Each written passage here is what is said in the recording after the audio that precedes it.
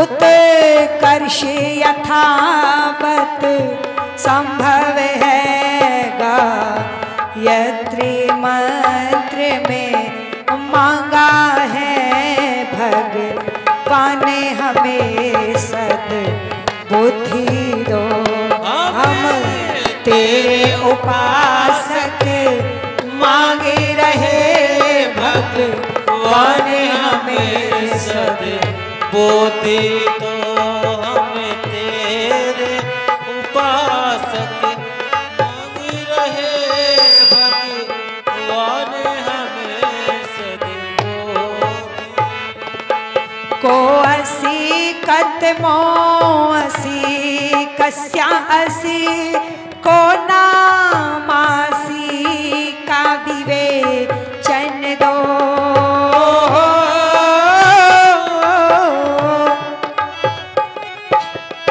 को असी कतमो असी कस्या असी को नामासी का विवेचन दो।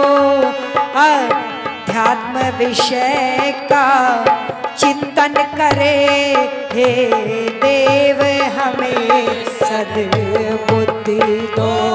हम तेरे उपासक मांगे रहे भगवान हमें सद्बुद्धि दो। तेरे उपासक मांग रहे भगवान हमें सद्बुद्धि दो। हम भौतिक मांगना मांग रहे, जितने भी मिले पर्याप्त है वो। हम भौतिक मांगना मांग रहे, जितने भी मिले पर्याप्त है वो। जो अंतःकरण तम हरण करे भगवान हमें सद्बुद्धि दो। हम तेरे उपासक मांगे रहे भगवान हमें सद्बुद्धि दो। तेरे उपासक मांग रहे भगवान हमें सद्बुद्धि दो। सद्ज्ञान विवेक समृद्धि तन धन की मन की शुद्धि दो।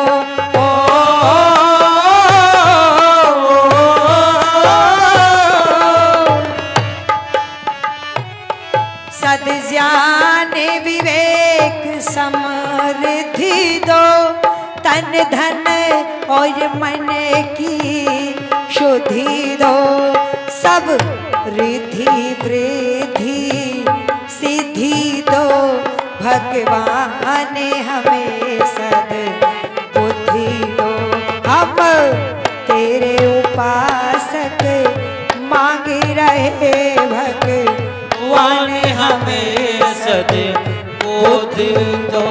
हम तेरे उपासक मांग रहे भगवान हमें सद्बुद्धि दो। जीवन क्या है मृत्यु क्या है, क्यों आए मानव योनि में हो।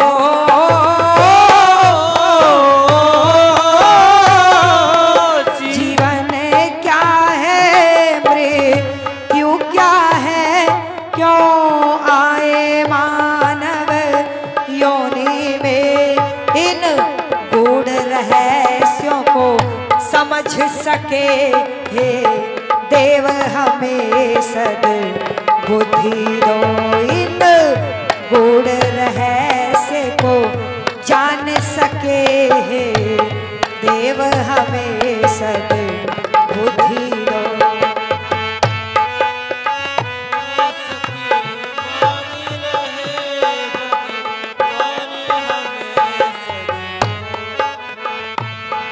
इस पावन बेला में मिलकर हम यही याचना, ओ हम यही याचना करते हैं इस पावन बेला में मिलकर। हम यही याचना करते हैं भव सागर पार उतरने को, भव सागर पार उतरने को है हमें सद्बुद्धि दो। हम तेरे उपासक मांगे रहे देव हमें सद्बुद्धि दो है। पैर में पिता सद्बुद्धि दो है देव हमें सद्बुद्धि दो। भगवान हमें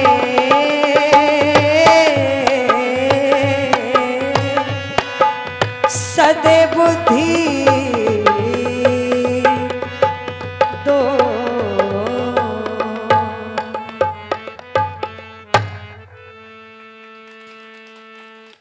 बोले सच्चिदानंद भगवान की।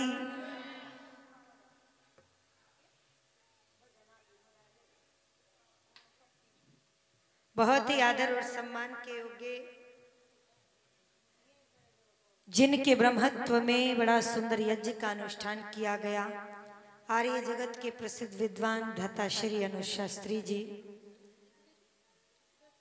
बातें मत करो माता,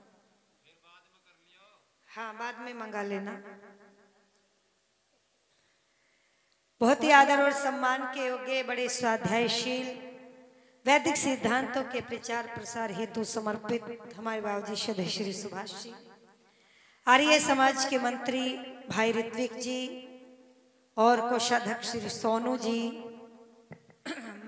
प्रधाना हमारी माता मनोरमा जी, बहुत आदर और सम्मान के योग्य जो बड़ी कर्मठता के साथ बिना किसी पद पर रहते हुए सरल सहज स्वभाव के साथ में कार्यरत रहते हैं, श्रद्धेय श्री ओमपाल जी, श्रद्धेय श्रीमान भगत सिंह जी, श्रीमान श्री राम गोपाल जी और बहुत ही उत्कृष्ट छवि के धनी श्रीमान श्री जयवीर जी या राजवीर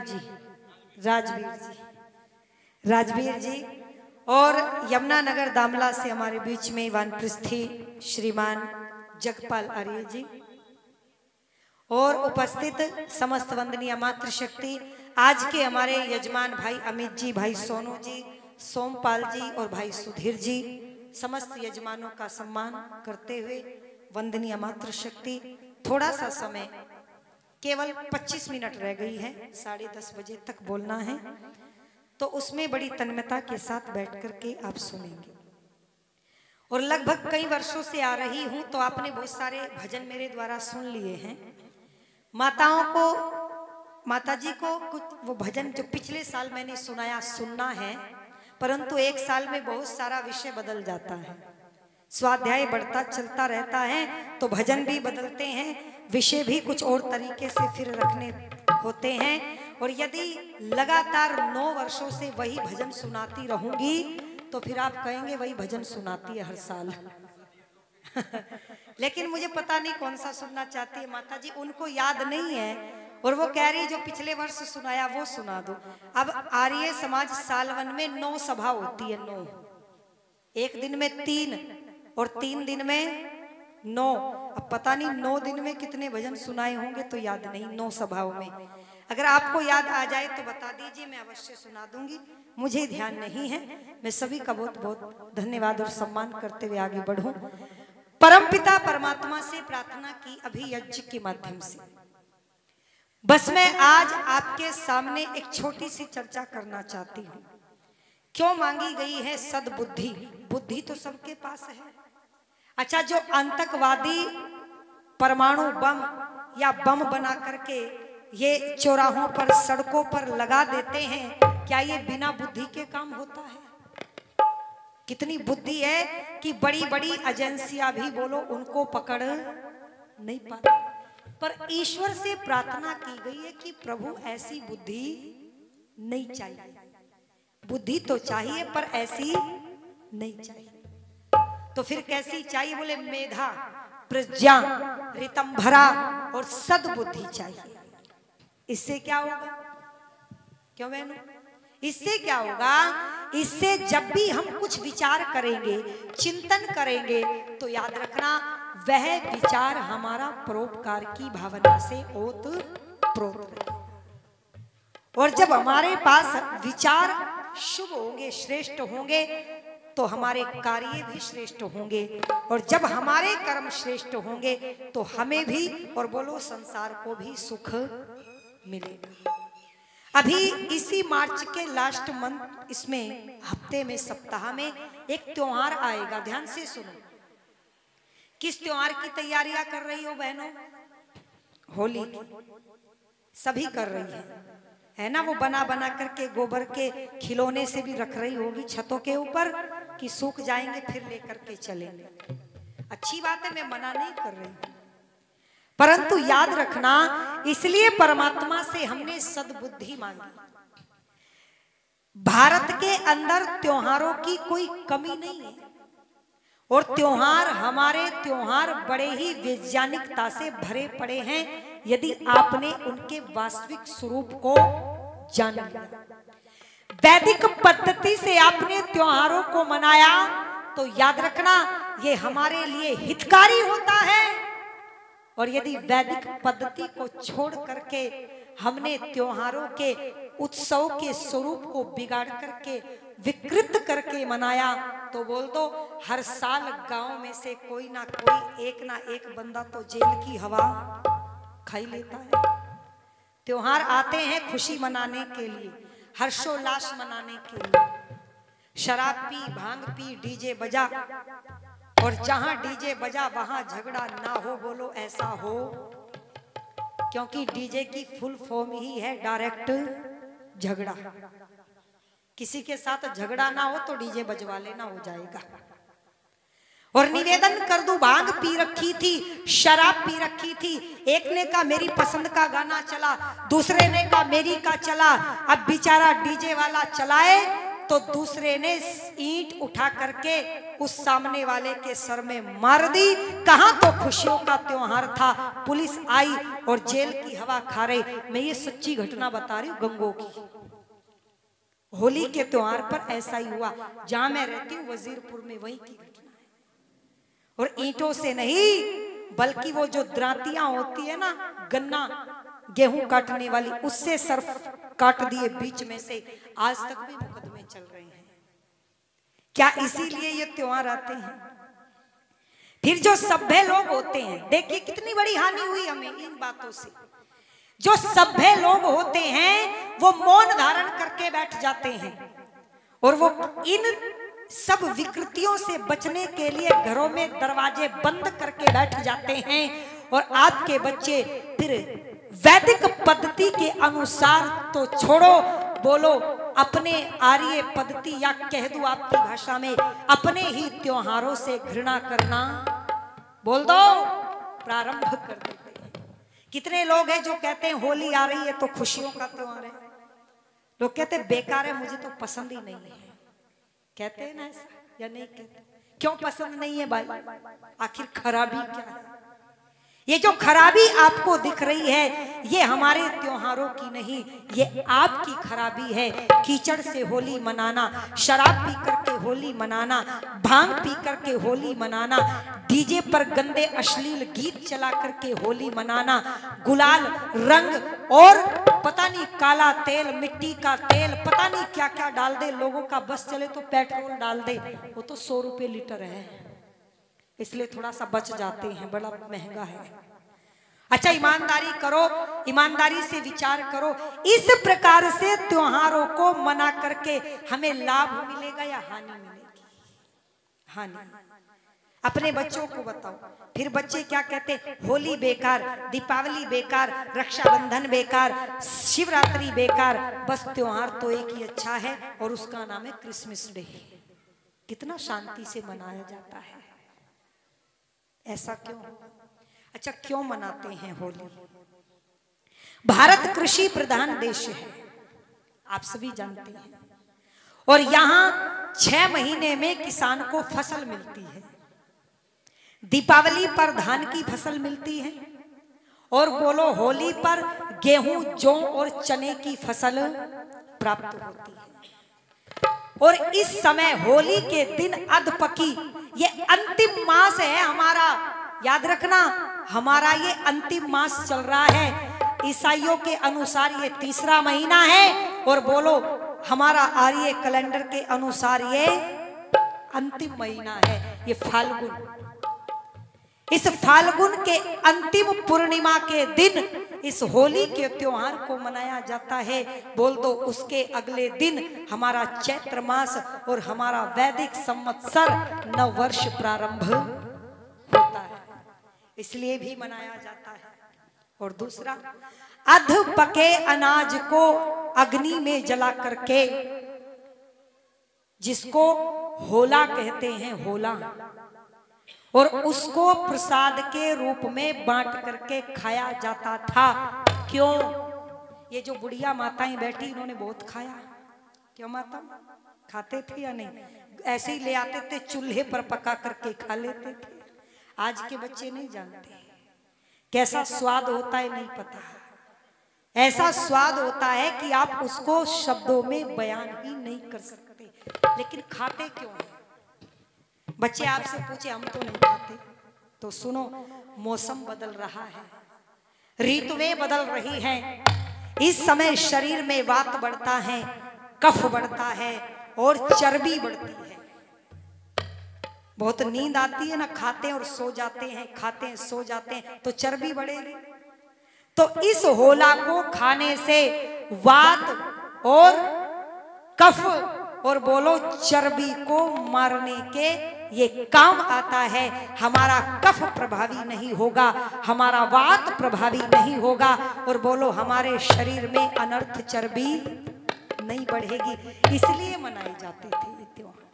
अच्छा, अच्छी बात थी या नहीं थी? देखो कितना अच्छा स्वरूप था। क्यों वनप्रस्थी रामफल जी, कितना अच्छा स्वरूप था या नहीं था हमारे बीच में? परंतु आज हमने इनके स्वरूप को बिगाड़ लिया। और सुनो, गुलाल डाल करके, कीचड़ डाल करके, गोबर डाल करके या मिट्टी तेल छिड़क करके या इंजन के काले तेल छिड़क करके ये होली नहीं मनाई जाती थी। ऐ लोगों, ये टेसू के फूलों का रस छिड़क करके ये होली का उत्सव मनाया जाता था। क्यों? क्योंकि मौसम बदलने से बुखार आता है और टेसू के फूलों के रस से बोलो बुखार प्रभावी नहीं होता। फूलों की वर्षा होती थी, यज्ञ करते थे, घर घर में लोग यज्ञ करते थे। मनाओ अपने त्योहारों को, करो यज्ञ, करो फूलों का छिड़काव और कर दो लोगों, आप जानो तो सही, टेसू के फूलों का छिड़काव, रस का छिड़काव और लेकर के आओ इस होला को अपने जंगलों से, खेतों से, और फिर पका करके अपने बच्चों को प्रसाद के रूप में खिलाओ। बोले इसलिए ये होली मनाई जाती थी। क्यों?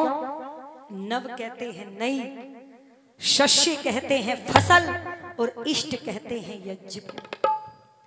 नवश्रेष्ठ ही यज्ञ ये कहलाया जाता है। इसलिए परमात्मा से बुद्धि मांगी गई है कि मेरे देश के लोगों में बुद्धि दे दे परमात्मा। इन्होंने अपने त्योहारों का स्वरूप बिगाड़ दिया और फिर अपने आप ही गालियां देते हैं। क्या करेंगे त्योहारों को मना करके? और बोलो बच्चों के अंदर तो त्योहारों के प्रति बिल्कुल भी समर्पण और प्यार नहीं रहा। एक त्योहार थोड़े, फिर चैत्र में नवरात्रे आते हैं। आते हैं क्यों आते हैं? क्यों आते हैं? इसलिए आते हैं क्योंकि अब हमारा पाचन तंत्र मजबूती से काम नहीं कर रहा, खून बदल रहा है, बन रहा है, पेड़ों पर नए पत्ते आ रहे हैं और पक्षियों के नए पंख निकल रहे हैं। हमारे शरीर में परिवर्तन हो रहा है। इसलिए हमारी जो मशीनरी है बोलो अब उसको कठिन कठिन भोजन नहीं देना।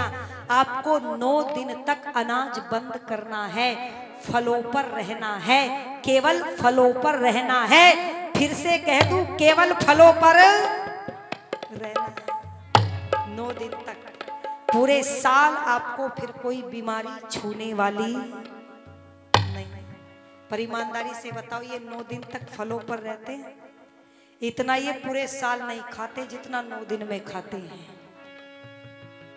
क्यों? क्योंकि दिमाग में रोटी छोड़ दी, रोटी। अब ये आलू की टिक्की, चाट, कुट्टू के आटे की पकौड़ियां, और भाई हरी मिर्च, सेंधा नमक, चाट मसाला सब डाल डाल करके बोले पेड़ पर लगता है, सब खा सकते हैं, पेड़ पर लगता है। निवेदन कर दो, समस्त भोजन को 9 दिन के लिए बंद करे, फिर देखना मोटापा छूमंतर, लीवर साफ हो जाएगा। और यदि 9 दिन तक फलों पर नहीं रह सकते तो एक समय का भोजन छोड़ देना, पर छोड़ जरूर देना। ये कोई पाखंड नहीं था, ये अंधविश्वास नहीं था, ये तो वैज्ञानिकता से भरे हुए हमारे पूर्वजों का संघर्ष था, जिसको हमने जाना नहीं। और फिर 9 दिन के बाद ऐसे टूट के पड़ते हैं हलवा पूरी पर।